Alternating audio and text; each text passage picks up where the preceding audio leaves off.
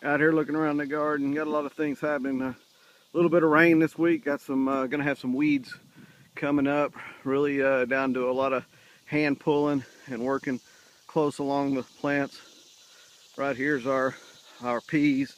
You can get down in there and weed some of those out, especially up on top of the row where the plants are. Those are the ones going to hurt us the most. You can get a hoe out of the shed there and go down between the rows if you'd like. It'll help when it comes time to pick those things. You won't be tromping around in tall grass.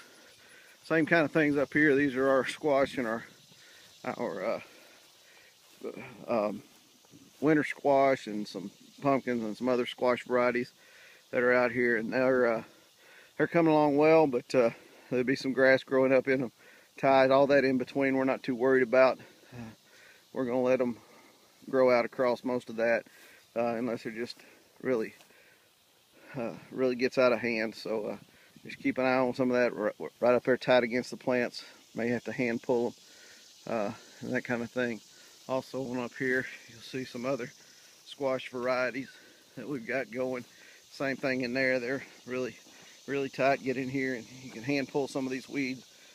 You know, day after it rains, it's generally really easy to pull them. We got a good stand going on in our watermelon. If you get in here and see some weeds in there, you can certainly get those out of the way. This here is one of our winter squash. It's a blue Hubbard. Let it get off in the tomatoes here, or the watermelon here.